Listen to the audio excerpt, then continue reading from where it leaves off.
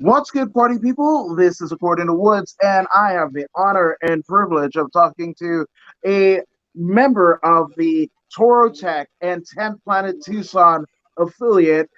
He is making his professional debut for a Fury Fighting Championships on UFC Fight Pass in a couple of weeks. He's the one, he's the only, Andrew Slater. Andrew, what's going on? How's it going? Thank you so much for having me. It's a pleasure to be here. Oh, the pleasure's all mine, my dude. Dude, I mean, you're a Tough Enough alum. You're training with Burchak and the rest of the amazing folks over at 10 Planet Tucson. But I want to know, like, how did you get into the sport? Wow, it's a long story. I've been in martial arts my whole life. So I started out doing Taekwondo. Once I got my black belt in Taekwondo, it doesn't take a long time. Once I got my black belt in Taekwondo, I started teaching it. After I started teaching it, I started doing MMA, and that was probably, I think, 2012. Wow. 2012. Yeah, so I'm 25 now. I think I was 12 years old when I started doing MMA, and I got really lucky. I was with a old school grappler. He taught very. It was all focused on self defense. So everything that we did, it was in terms of like protecting yourself, and that kind of gave me a more combat centered style of grappling rather than kind of the sport jiu-jitsu that you see a lot of people have nowadays. So I trained with him for a long time, and he the whole time I trained with him, he had brain cancer. He had tumors in his brain, and he kind of showed me that jiu-jitsu was something that I could do my entire life. He even after he stopped teaching, he continued training. I think he got his black belt under Henzo when he went blind. So so even during his when Henzo gave him his belt, I think he could only see like a foot or two in front of him. Yeah, so he was an amazing person, Barry Griefer. He unfortunately passed away a few years ago, but he's a big part of who I credit with my foundation and really giving me the tools to not just fight, but to understand that like martial arts is a lifestyle. It's more than just fighting. It's something that I use to kind of manage myself, make sure that I'm in a good spot in my own life when my training's going well. So yeah, so he got me started in grappling mostly, a little bit of striking, but mostly it was grappling based. And then after he stopped teaching, I had a one of our old Taekwondo instructors who just happened to like, I never did Taekwondo with him growing up, but he did a summer camp, which was my first summer camp ever. And at that time, he was an amateur fighter in MMA, and he taught me my first armbar, and then disappeared from my life for a long time, like 15 years probably, something like that. And then he came back and kind of started taking over a lot of the responsibilities at the Taekwondo gym. And at that time, he was a purple belt in jiu-jitsu, and I didn't have anyone to train with. I was going to like local tournaments just to get rolls in because I didn't have anyone to roll with at all. I drive like an hour to do private lessons a couple times a month, but nothing consistent. And then when he showed up, he started a program called he started an affiliate called Subforce, and he started bringing me to the Subforce HQ, and that's when I got introduced to gi jiu-jitsu, like real sport jiu-jitsu. And that was Wow. probably like, yeah, that was probably my senior year of high school. I think I made that transition. So and then so he also had a combat sambo background, so he was really into leg locks, which my last coach also gave me a nice foundation of leg locks, and he would eventually Chris Wright's the guy that runs Subforce, Clinton. He would eventually help me find my gym in Austin that I would go to after I dropped out of college. So yeah, so so he was with me from my senior year in high school. I go off to Texas A&M, I'm not training, so my life's getting kind of hectic, and I'm not making good decisions, right? So then I go back to him for a little bit longer after my first like year and a half at Texas A&M. And while I was there, I was training Muay Thai a little bit, but I didn't have the. I grew up always doing martial arts, so when I didn't have that, uh, it was easy for me to get lost in things that weren't good for me because I didn't have that like backbone. That when you have to train every day, it's easy to like keep yourself in schedule. It's easy to say no when you're just too tired to go do anything, you know. But Yeah, no, that's sorry, continue. no.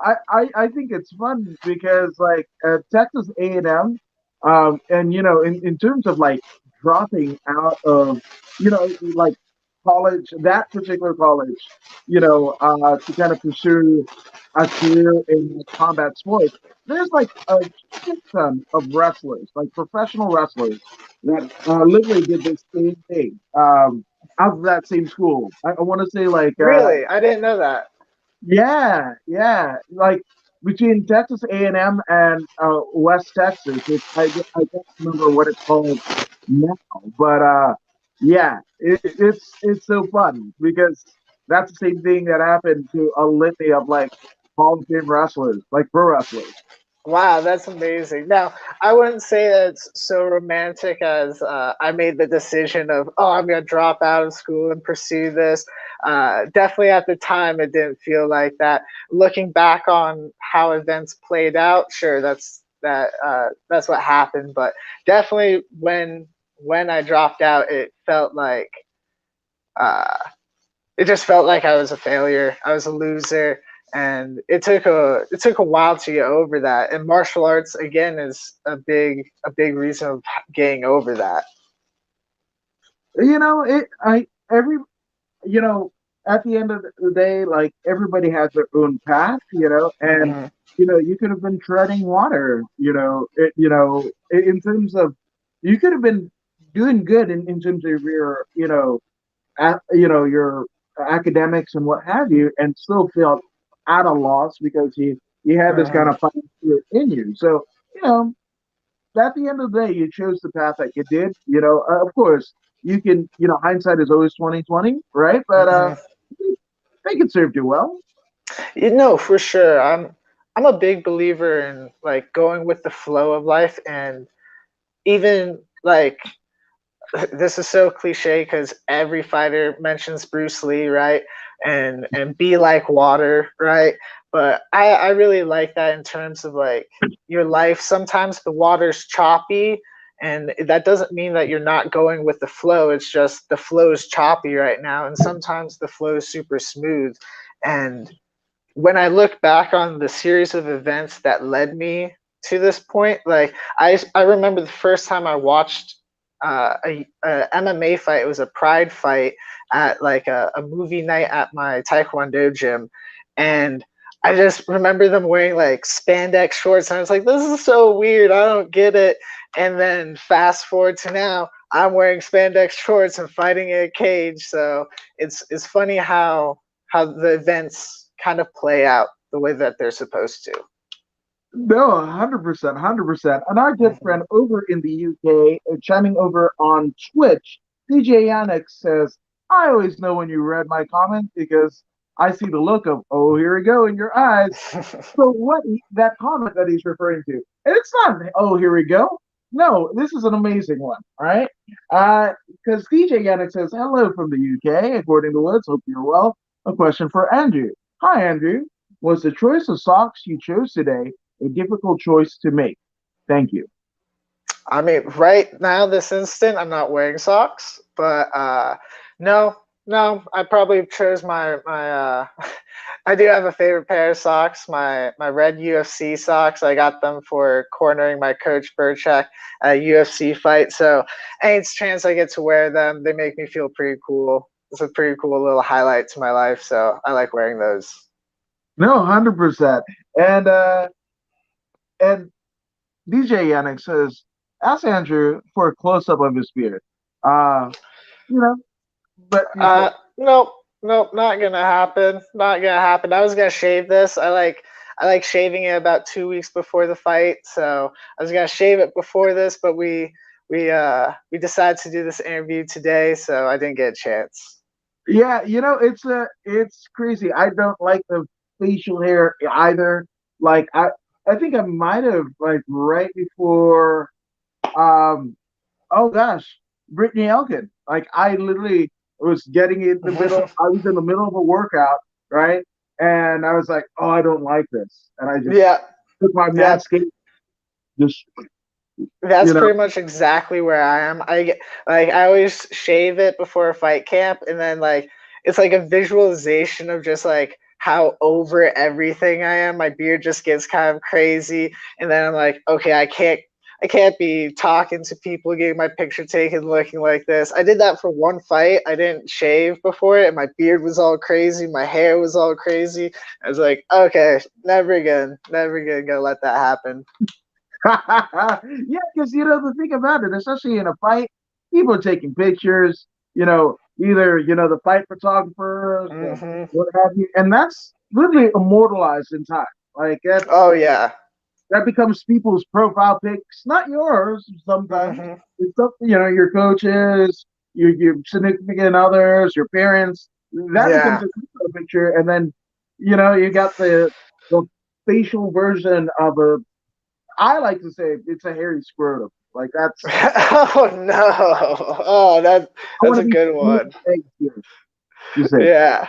Yeah, no, and it's wild how amazing these photographers are. They get such great pictures that like when you get good ones, oh man, it's like one of the coolest things in the world. Like I have this awesome picture of a guy trying to do a low kick and I high kicked above it.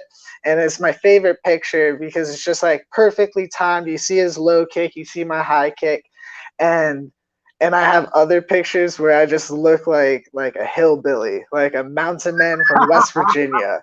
So I'm definitely gonna get shaved and cleaned up before this fight, so I don't have to worry about that.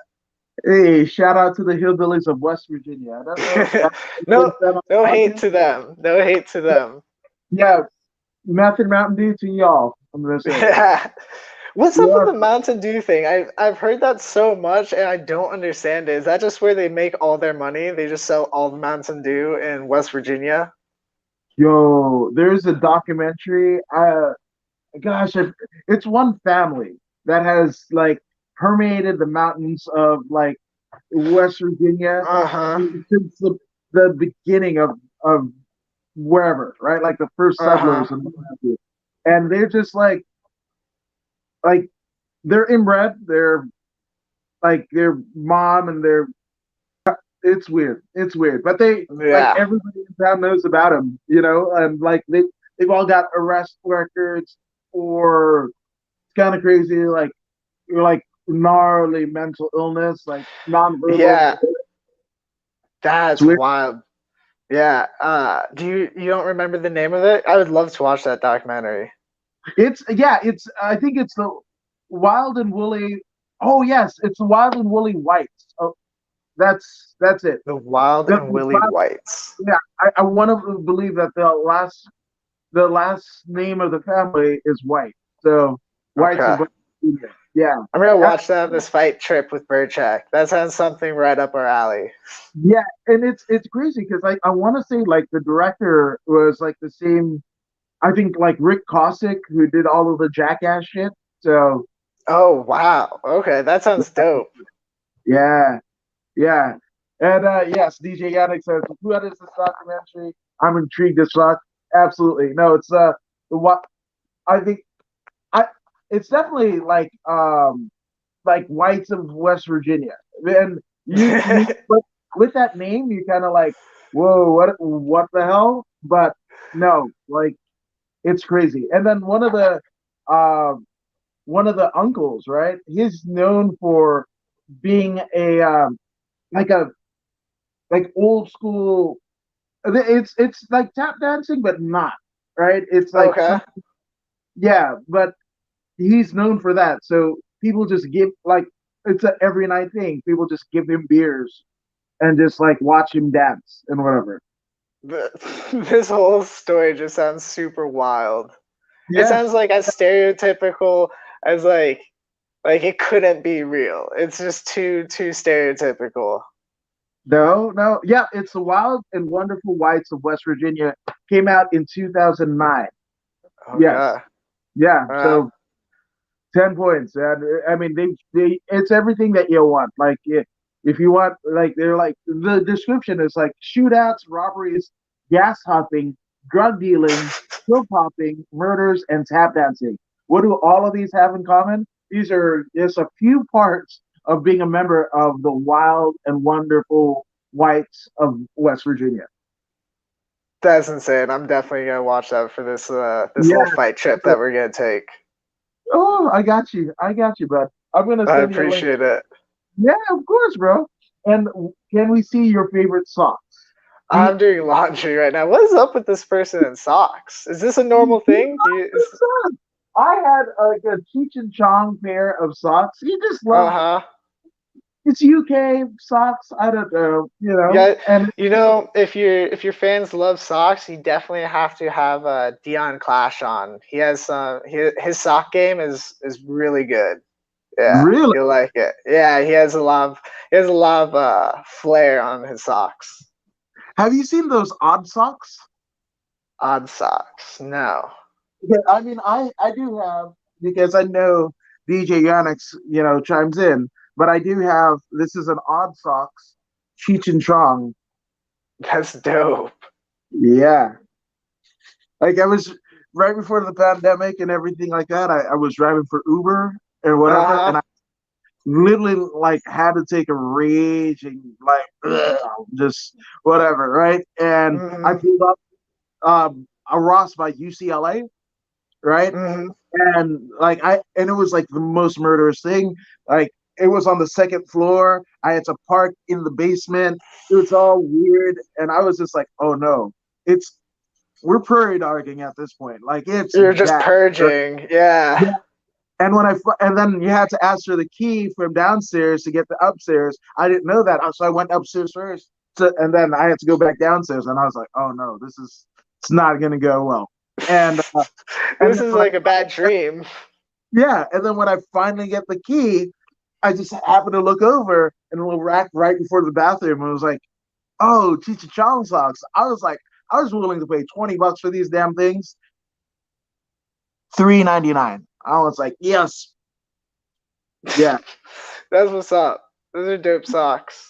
Just saying, it's the wild and woolly turds of According to Woods near UCLA. Just saying. Yeah, those are some awesome socks.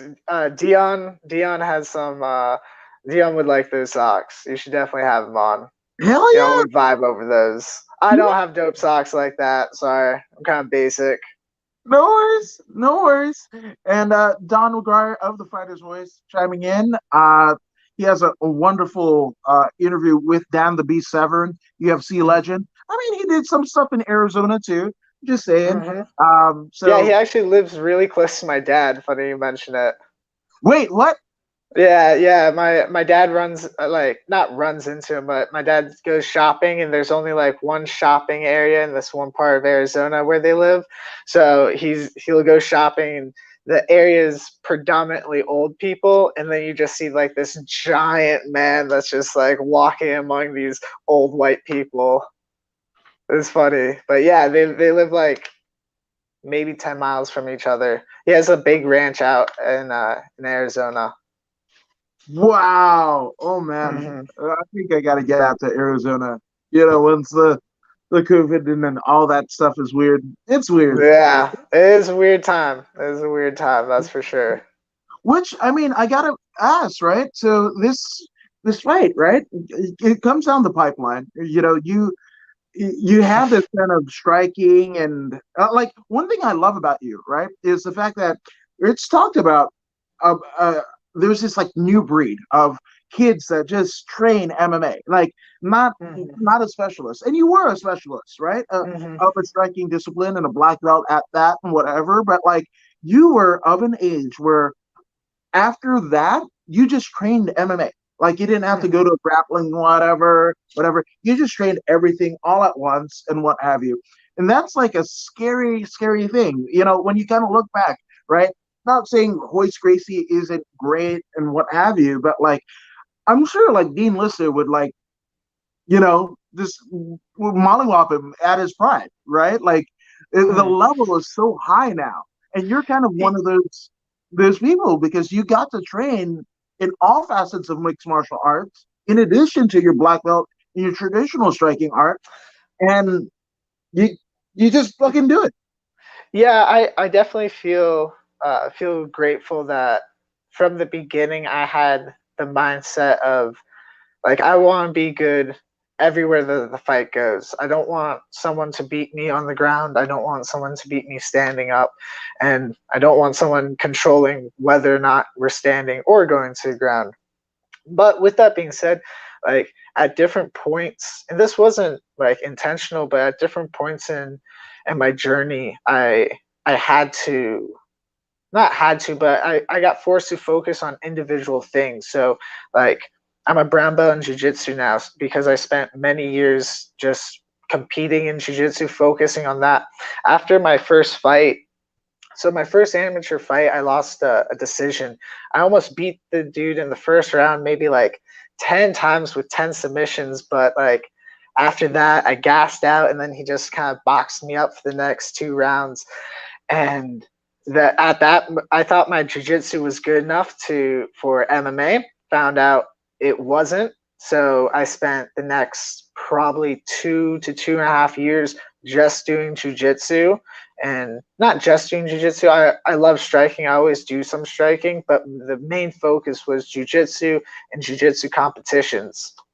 So I did that for a few years, and then when the time came for MMA, we really started focusing on the wrestling aspect with Burchak, and now we're really focusing on fine tuning my striking and giving me the style and stance that allows me to do what I'm good at.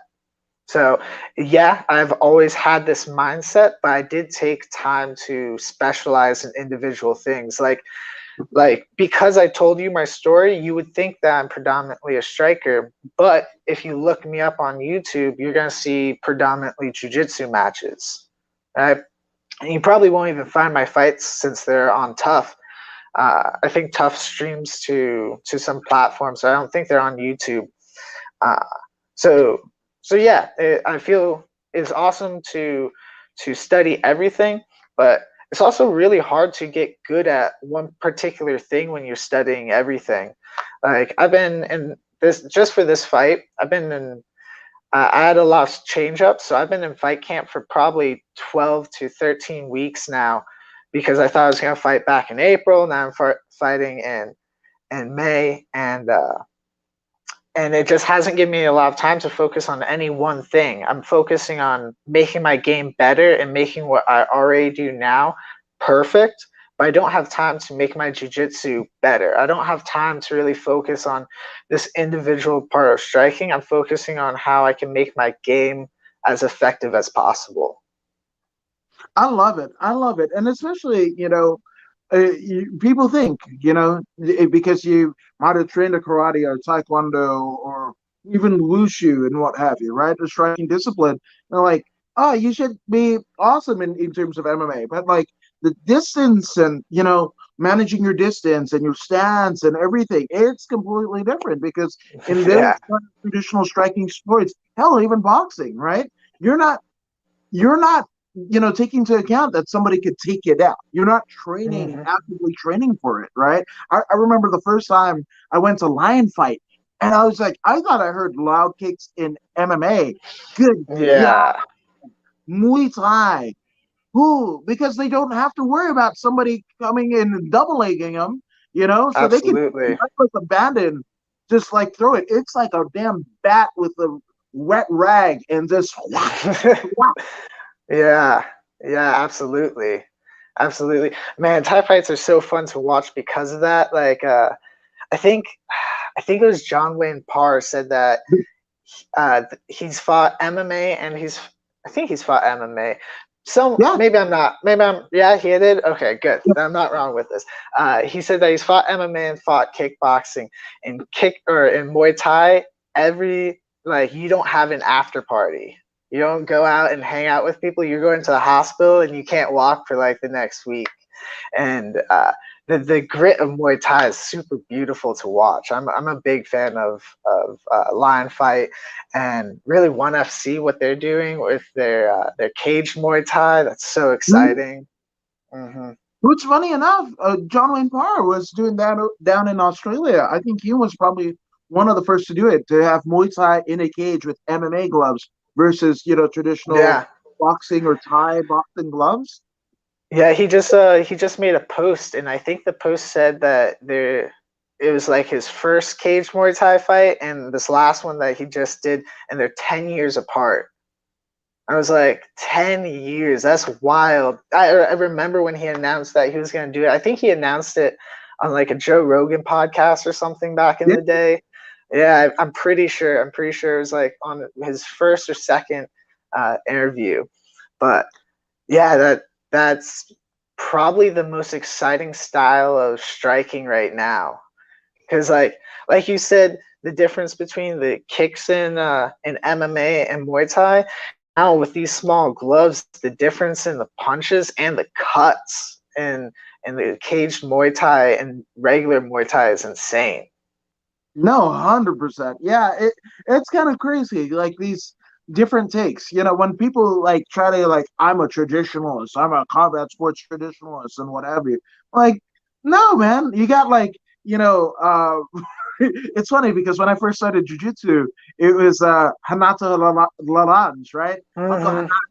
Hanat, kind of came on the scene, and that deal with yeah, oh, Bas Rutten, you're the king of pancakes, and Yeah, the yeah, yeah, yeah. slap boxing, and then when you get to like combat jujitsu, it's fucking Puerto Rican slap boxing.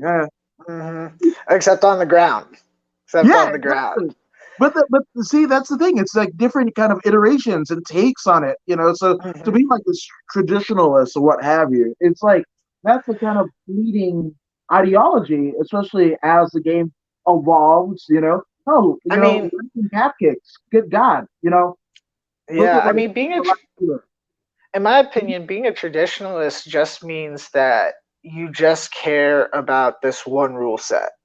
That's all that means because at the end of the day, if you really break down martial arts, all they are movements, right? You're just moving your body in different ways. The only thing that really changes them are the rules and the parameters that you're allowed to do these movements, right? So I like coming from a taekwondo background. Uh, I was one of the few people. I mean, I was the only person in my generation to ever really expand onto different martial arts. There, like I said, Chris before me, he expanded, did samba, jujitsu, judo, and then after me, now there are kids doing jujitsu and taekwondo. But like, no one looked at the idea of like, hey, maybe we like evolve past this. Maybe you don't have to do one martial art your whole life. Maybe you do that martial art till you fill your cup with it, and then you move on to a different martial art and fill your cup with that one, and kind of continue going on. I kind of think that's a more realistic way of making martial arts like uh, a lifetime thing for you. Absolutely, and that's a cool way to not develop any sort of complacency or jaded kind of views on a particular kind of ideology. You just like switch Mm-hmm. it up. Variety is the spice of life, as they say. Yeah, I mean, even with the same style of martial art, it's important to get different perspectives from different coaches. Like, just because I like striking in this style doesn't mean I shouldn't expose myself to a coach that teaches something completely different. Even if I don't have to use it when I fight, just having that knowledge of moving my body in this different way could teach me something in the long run later on. No, 100%. And Mercury's 2210 over on Twitch saying Slater Aid. I think I know who that is. Shout out Yeah. to Mercury's wife. Just What's up, saying. Mercedes? She's the best. She does a lot for her gym. Can't say thank you enough to her. Yeah, she's just oh my yeah, she's just incredible. Just I heard many cool things about her and Burchak Hmm. before I met him and had them both on the podcast. And no, it's all fucking true. I would even Yeah, say better than what I've heard. yeah, they're great people. They've gone so far above and beyond for me as an athlete. Like when I first moved to Arizona, I told everyone I was going to come back to Austin. I just like I probably wouldn't enjoy being out there. Blah blah blah. And then I started training at 10th Planet, and I was just like, wow, these guys do a lot for not just their competitors, their students. Like they really go above and beyond. They're No, great people. 100%. 100%. Speaking of your teammate and owner of the Kava Bar, Whitney Marks, says, Slater! Yeah, shout out the Kava Bar. I need to get with Whitney and talk about some sort of support party for this fight. I can't say viewing party because it's Fight Pass and legalities, but some sort of support get together, hangout at the Kava Bar in Tucson. Yeah, 100%. Man, it tripped me out because I'm part Fijian and we have kava, but it's just like that's the thing that the elders go ahead and drink and then they clap two times, pass that some bitch the other way and whatever, and hope that like when like Fijian warrior doesn't come out and fucking get your shit because you're doing it the wrong way. So when I was like, kava bar, and right Hmm. as I saw that, I wouldn't you know who won the pony? Literally, one opened up 5 blocks away from me. So it's a Whoa, thing. that's some wild synchronicity. Just saying, I think the police got it right, and I'm not talking about like the 5-0. I'm talking about Gordon Sumner, better known as Sting, Andy Hmm. Summers, and the great Stuart Copeland. That's what I'm saying. I'll rock with the police. Fuck yeah. And Richard Abram and Stephen Walker have been on Lion Fights. I love the fighters from that promotion. No, 100%. And Triumphant Combat Sports is blowing up. Oh yeah, we want to be triumphant. Fuck yeah, right? Yeah, is that part of? I wonder if that's like connected with the like glove manufacturer Triumphant. Isn't that a glove manufacturer? Maybe Well, I'm what making I things know up. Triumph, yeah, Triumph is the glove maker and what have you. But isn't there one like there's a Muay Thai brand that's like kind of rep Yeah, by Hans Molenkamp, and don't yeah, really that that's the is one I it's was the wondering about. yeah. Okay. Yeah, I'm just that's he's definitely a thing for sure. That Uh that's become my favorite thing about watching the post-fight press conferences now, seeing which fighters throw the monster you can got and the which fighters Lawrence, don't. Yeah, like did you catch Kamaru did that? As soon as he sat yes, down, he tossed it. that Hmm. he did. Which okay, love Kumar Usman, right? What he's done is incredible, right? But so I think they're talking about like the African champions, Hmm. Cameroon and Francis Ngannou, and the two kind of Nigerian descent, Israel Adesanya and Kamaru Usman. But like Usman can be kind of cringy. Like he can like him and Masvidal. Like I love Joe Rogan. I love Joe Rogan. Hmm. I got 5 minutes into both of their respective podcasts, Usman and Masvidal. I couldn't do it anymore. My ears were assaulted. It just, yeah. For both of them. Both of them, Hmm. yes, for completely different reasons, right? Hmm. Like Usman is more like, and it's crazy, immigrant story. Like my mom, she came from Fiji, and even Hmm. though they speak English, right, in Fiji, it's different than American English, right? So, Yeah.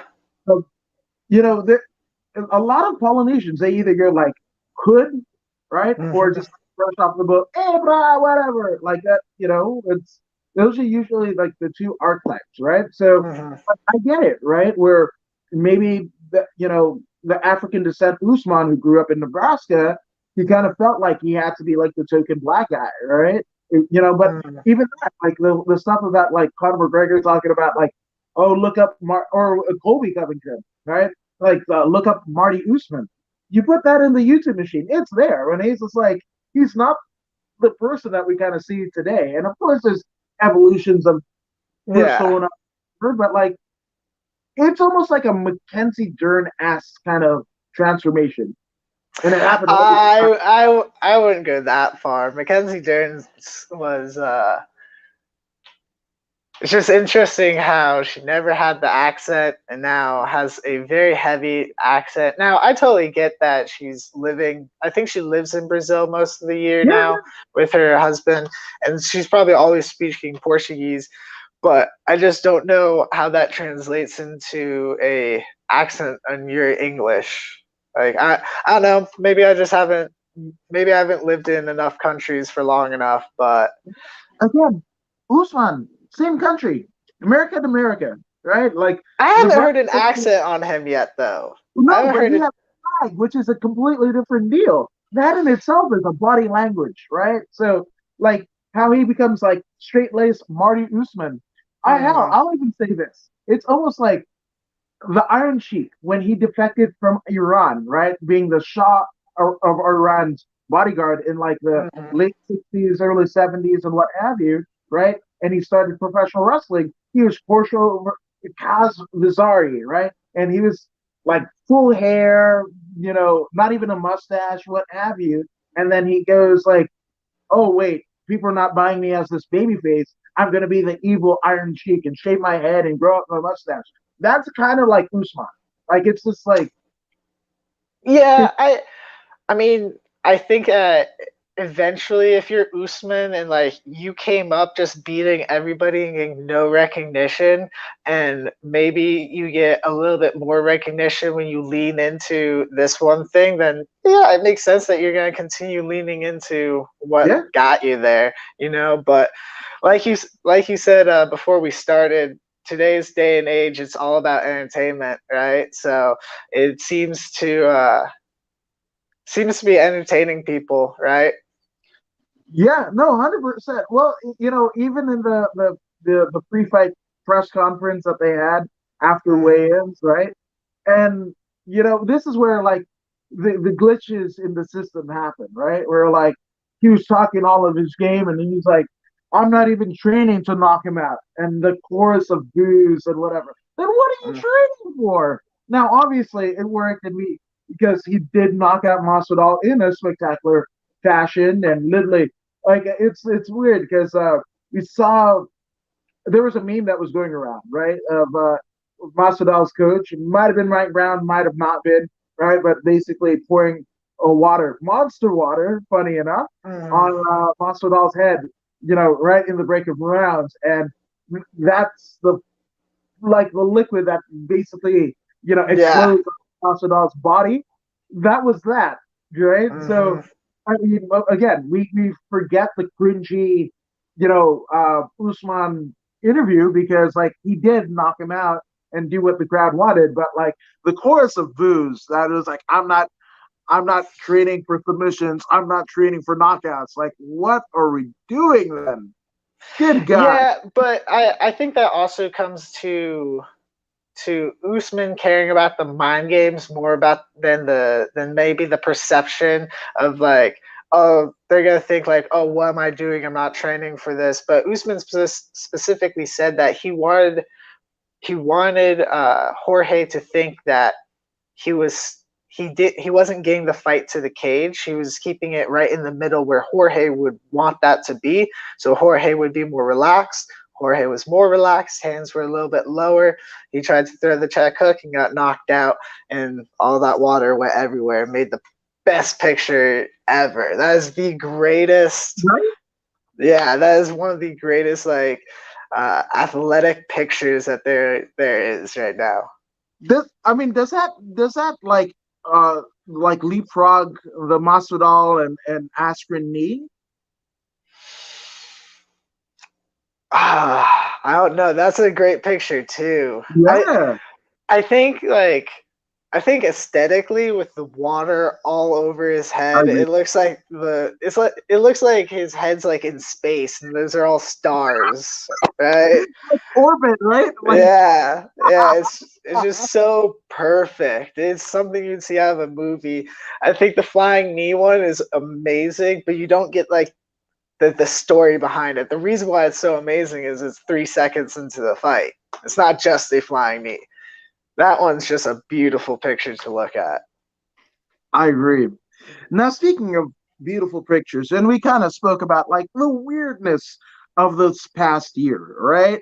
And Mm-hmm. a lot of people weren't getting fights. I mean, it happened like not just here in California, but like literally the country over, where a lot of amateurs, whether they wanted to or not, basically went pro out of necessity because pro cards were the only things that were basically taking place, you know, in a lot of different state athletic commissions. So, I mean, how was it to kind of like keep ready? And did you know like right around this time like you wanted to turn pro? So I kind of teased it earlier in the interview that I've been in training camp for probably like 12 weeks now, but I only signed this pro contract maybe 4 weeks ago. And so the reason why was I was scheduled to fight on a card here in Arizona. It's going to be an amateur fight. We were planning on it being my last amateur fight and then going pro afterwards. And as I'm finishing up my weight cut on Thursday, I get a call that the kid has COVID. So for whatever reason, the promotion still wanted me to show up and weigh in, which was not a fun thing to do. Making weight for a fight is difficult. Making weight for no reason is, you have to play a lot of mind games with yourself and just tell you something's going to happen. Something's going to happen. One of these other 45ers is going to pull out. Nothing happened. All right. So after that, I decided to try a different promotion. And it's fun. Again, it's funny how things worked out. One of my friends was asking me like what I would want for my career. And I named 2 different promotions that that I would want to fight for. I named Sparta Sport and Entertainment. They're out in Colorado, Wyoming area. I said them because I really like their product. They've been putting fights out pretty much all of COVID, and they've all been great fights, exciting. They market really, really well. So I said them, and I said Fury UFC because I've done jiu-jitsu for the people that run Fury. I know their promotion, and they're on Fight Pass. And right after that, I messaged both Fury and Sparta.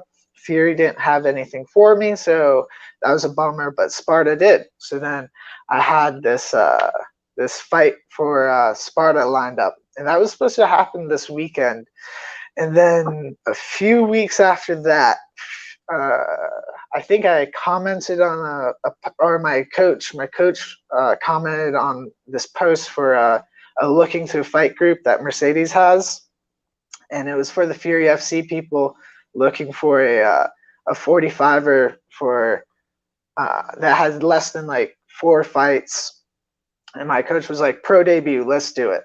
So I messaged them, we started getting talked, and it sounds like everything's gonna happen for, I think it was April 16th. That's when I was gonna fight. And days are going by, I'm getting my weight down. It was gonna be like 2 weeks later. So like I was supposed to fight the amateur fight. That didn't work. A week went by, got this next one. Okay, I'm gonna go pro now. Okay, worked out, whatever. Then the dude that I was coming in last minute to save his fight, he decided to just not message back the promoter. They sent the contract in. From what I understand, the manager said, yeah, it's a done deal. He's gonna do it. He's gonna sign it. And I get a call that the dude has 24 hours to call the promoter, send back the signed contract. He didn't, and so then I was left without a fight. So that one got scratched. But Fury FC was super cool. They were like, hey, you were going to take this fight on short notice. We're going to put you on this other card. Here's the contract. So then I was going to fight in July, right? Or no, June. I was going to fight in the June card. And then maybe 3 days later, I get a text from the Fury, Eric Garcia, the guy that runs Fury. And he was like, hey, is there any chance you'd fight this kid Justice Torres on the May card? And at that point, I was probably already 8 weeks into a camp, and I was like, I think I want to like take some time off, rebuild, maybe work some new skills, and then go back Yeah. into camp. And then Eric kind of did the whole. He gave me an offer I couldn't resist. He told me that with this fight in May, Dana White is going to be shooting an episode of Looking for a Fight. So once I heard that, talked to my coach. My coach was like, "Hey man, this is everything that you want. We've been training. We're ready for this. We watched video on the guy. We think that this is going to be a great fight and a great pro debut to not only get me in front of the right people, but also challenge my skills and really show that I'm ready for this level." It's kind of like, it's almost like a reverse lemony snicket, right? Or a series of fortunate events. Well, Yeah. either way, right? Because fights fall off, cutting weight, which is an arduous task to take, right? And all of this and up and down and get a fight and then have somebody call out, or well, he didn't actually call, he just ghosted, right? And Yeah. then you're rewarded for your efforts to fight in front of Dana White. Like that's pretty damn cool. Yeah, there was definitely some pretty low moments in this last few months where it was like, man, it really felt like I had no control over anything. And it was like, I can be doing everything right. And it doesn't matter if it's an amateur or if it's a pro, I'm still dealing with these same issues. And it was that conversation I had with a friend that it was like, well, what are the things that you can do to kind of take control of this? And just so happens that those actions are the actions that kind of got me to this opportunity. So a big motto of my life has been like, a closed mouth doesn't get fed. Most of the cool opportunities I've got in jiu-jitsu or MMA have come from me just asking for them. So I kept asking, no matter how many no's I got, and eventually I got something that I wasn't even asking for. It was an opportunity way more than what I wanted or was expecting. That's But no, I think it's yeah, amazing. it and not only was it lucky that like it unfolded this way, I was also lucky that I didn't let myself slip. Like I was in a position where I can take this opportunity, even though it's at a higher skill level, even though it's at a big event with maybe more on the line, but really nothing else is on the line. But I feel like I can take this because I was constantly training. I was constantly grinding. Like taking a fight on a month notice doesn't really matter if you were training for a fight for the last 2 months. Mm-hmm. So it worked out the way it needed to work out. No, 1,000%. And yes, the opportunity could kind of get to one and what have you, but I mean, you performed it tough enough. You fought it tough enough, which that boasts a lot of eyes and a lot of attention in itself, and the roster of people that have made it to the UFC from Tough Enough use that as their launching Mm-hmm. pad. It's an endless array. I think every Tough Enough card, since its existence in the mid 90s, right, has Mm-hmm. had some UFC, Bellator, what have you, kind of call up happen.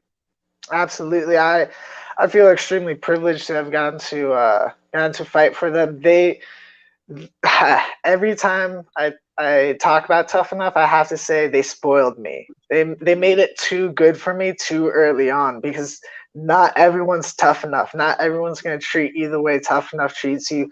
And just from production to the way that they handle the backstage, just like all these little things I got to see, and like, not gonna lie, I judge other promotions based off of that now. And it's a big reason why I chose Fury FC to keep going with them, because I know that they're going to operate the same kind of way because I've worked with them before. And it's truly a blessing. Yeah, I tell all the other amateur guys, the guys that are thinking that they want to fight, I'm like, hey, just hold out till Tough Enough comes back. It's going to be better. You're going to get the best opportunity to feel what's really like to fight in like a big environment. I've never been to a Tough Enough event that wasn't packed. Every single one is packed. I don't know how they do it. I don't know who's coming out to see amateur fighters, but it's always packed, and it's always an amazing, amazing event. No, So, yeah, you're absolutely right. That and my background in competition jiu-jitsu, I've done plenty of high-level super fights, plenty of high-level tournaments, and I'm used to competing in front of a crowd. The competition is what I enjoy doing. So I know having one other person there watching me isn't gonna affect the way that I perform. I'm gonna get hit, and then I'm gonna get into my flow state. That's the way it works. Once it's gonna be hard to get started, you get started, and you're like, oh yeah, I do know how to do this. This is what I do. Okay, cool, and you're right back to it. Now, one thing that I found a little bit funny is you don't have a fight nickname, right? And I've No. wondered why. If that was a conscious decision on your part, have people try to bestow things upon you. I know Trevor Wells, who's at Dan Henderson's Team Quest out in Temecula, California. People like none other than Smiling Sam Alvey and Tom Galicchio try to put him as Trevor Wishing Wells. Even might have slipped a 20 to ring announcer to pronounce him as such, right? So have anybody tried to kind of bestow a fight moniker on you? Not really. My last name is kind of my nickname. Everyone calls me Slater, so it's never really, no one's ever needed to call me anything other than that. Like you saw Mercedes said Slaterade, right? They like playing with the last name Slater, but I never really felt the need to have a nickname. My first favorite fighter was Matt Hughes. Like I know he had a nickname like the Country Boy or something like that, but no one calls him. Everyone calls him Matt Hughes, right? Yep. So I never really needed a nickname. No, I like it. I like it. We just saw last night with the PFL. Rory McDonald, right? Victorious yet again. We don't think of the Red King, not at all. Definitely not. Definitely not. It's just Rory. He's just Rory. Like you say, Rory, you automatically know who you're talking about. Yeah. Yeah. Now, I gotta ask, how do you feel, right? Without divulging any of your, your game plan and what have you, how do you see this fight going? Man, I'm excited for this fight. From what I've watched of the kid, he's a scrapper. He likes to move forward. He has really good cardio, and I think him weaponizing that cardio is probably his strongest tool. Right. What I'm going to do is I'm going to go out there and I'm going to frustrate him. I'm going to frustrate him and make him have to go deeper and deeper, more forward. I'm going to make him keep going forward. I'm going to keep frustrating him. And the more frustrated that he gets, the more openings are going to be had, the more traps I'm going to be able to lay.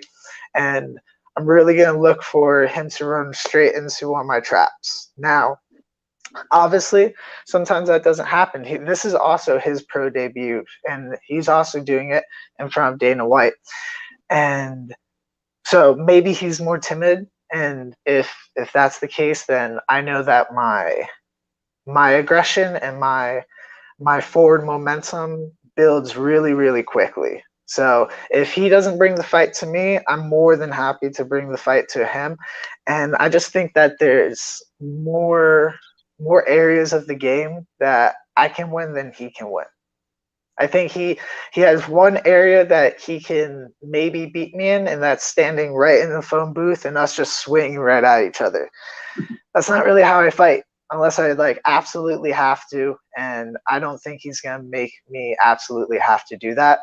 But if he does, I like scrapping too. So I just see this being a really exciting fight. I think us being the first fight of the night is going to really set a tone for a fantastic night of fights. There's a bunch of fights on this card that I'm excited to see just as a fan. So I think it's gonna be a lot of fun.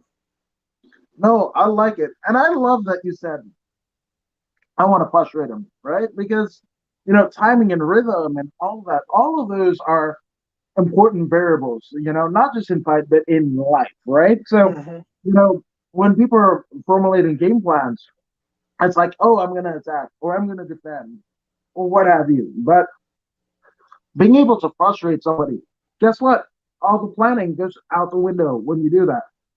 Yeah, absolutely. I mean, like I said, I've competed my entire life, so I know what it's like to be frustrated. And in a fight, back when I was doing smokers, I've gotten my ass kicked plenty of times. I've gotten my ass kicked plenty of times in sparring, and I know what it's like to be frustrated, and I know what it's like to make other people frustrated. And I know how when I do that, all of a sudden these openings that weren't there before start being there. If you're having trouble hitting somebody, maybe you're going to overextend yourself just a little bit more to try to touch them, and now it takes a little bit more time to bring the hand back. Those are kind of like the things that I'm going to try to make him do. Just bring him just a little bit outside of his game, just a little bit, just enough for him to leave that little window open for me to get through. Hell yeah, throwing, throwing water on a robot. You know, Mm-hmm. if you can make somebody spaz, it's all to your advantage, regardless. Yeah, So I like yeah. it. Now, I gotta ask, do you have a favorite victory meal? Now, I know it's a douchey thing to say because you're currently cutting weight, whatever, but what is the thing that you're looking forward to the most once you step out of that cage at Fury? Do you have something in mind? Mm, man, let's see. I'll be in Houston, so I'm gonna need to get something there. Well, so normally after weigh-ins, we get like Italian food, something with a lot of carbs. Yeah. That's usually the favorite meal, even more so than the meal after the fight. Is the meal right after weigh-ins when you're like on death's door and you're just getting rehydrated. You can feel your skin start pulling away from your bones because it was so shrunken in. Like that's probably my favorite meal. We'll probably go out to some Italian place, uh, get that after the fight. Probably gonna get something like some street tacos. Honestly, something greasy, something kind of nasty. Not anything for fuel or anything like that. Something that I've stayed away from for a long time. I'm probably gonna regret it the next morning, but hey. It's gonna make for a cool story, and it's gonna make you go like when you're looking at the toilet bowl. What the fuck was that? But yeah, well, works Yeah, man. Yeah, man. Everyone celebrates their own way, right? exactly. Yeah, exactly. And celebrations are amazing. Now, speaking of celebration, Slater, there have been a lot of people who have helped you get to where you are, both professionally and personally, whether fight camp or outside of fight camp. So let's celebrate those people and get some shout outs out of the way. Take as long as you like. Okay, absolutely. So obviously, I have to thank my parents. They're the ones that got me into martial arts in the beginning and supported me, even though they absolutely hate that I fight. It's funny how things work out, and I still appreciate that. It Without them, I wouldn't have gone here, right? Uh, After that, my Taekwondo instructor Frank Paul, he gave me the backbone to martial arts, and without him, I wouldn't have met my MMA instructor Barry Griefer. Uh, through Barry, I met Eddie Cruz, and he really helped set a lot of the foundation. In jiu-jitsu, I'm considered a leg locker, and big part that's from a 3 seminar series that Eddie taught and really gave me a background. And then he's also the one that did a lot of the private lessons when Barry stopped teaching. After him, Chris Wright's out in Clinton, New Jersey.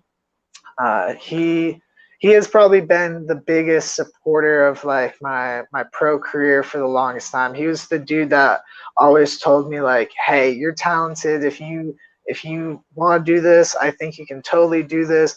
He used to drive me up to the main sub 4 so I could train. That was like an hour away. So really big thanks to him. He got me set up with my instructor in Austin, Derek Garza, Derek Garza and Toby Amata really helped bring me into maturity as a martial artist. I'm really grateful for all the lessons that they taught.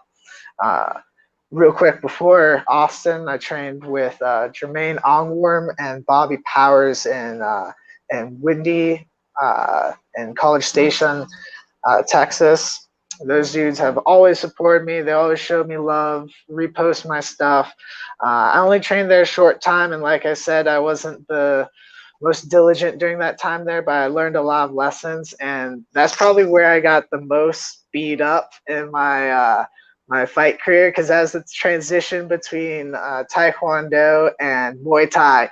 And let me tell you, Taekwondo, hands down here, it's rough to learn to bring your hands up here. So those guys really beat a good lesson into me, got me bring my hands up. And then everybody at 10th Planet Tucson, Toro Tech, MMA, Anthony Burchak, Mercedes, my buddies KJ Dion, Willie Otterfree. I think Willie Otterfree is going to have a submission only match for Submission Underground the week after I fight. So I think that's like May 23rd. Check him out if you have Fight Pass, and you're going to see my fight May 16th. The next weekend, check out Willie. But yeah, those guys have really devoted a lot of time and energy. I mean, the amount of extra training we do, the amount of going to different gyms, and yeah, they give a lot into me, and all my students at 10th Planet Tucson, you know, all my 11 a.m. guys that come in before work or during their lunch shift just to get a little training in with me. I really appreciate you all. And then Tucson Kava Bar, come watch it, come not watch, come support, come hang out, and, you know, have a good time. Hell yeah, man! I can't wait. A couple weeks out, can't wait to see you do your thing. Now, obviously, before you get into the Fury Fighting Championship cage, people want to follow you. I did. Others will too. So where can they find you on social media? Good sir. Pretty much Instagram. That's the main thing that I'm on. At Andrew.Slater, SLATER.55. And that's my Instagram. There it is. Go ahead and follow him. And when you're in that kind of mood of following and subscribing to stuff, warmly encourage you, if you haven't already done so, go ahead and like, share, and subscribe to the According to Woods podcast on Facebook, YouTube, and Twitch. I mean, Andrew, you're subscribed, right? Of course. Hell yeah. So be like Andrew and kick ass and hit that subscribe button, notification bell, and all of that jazz. But if you don't believe me or Andrew, and I don't know why you wouldn't, well, here's Zeta Zhang. Hey, this is Zeta Zhang. Make sure you subscribe.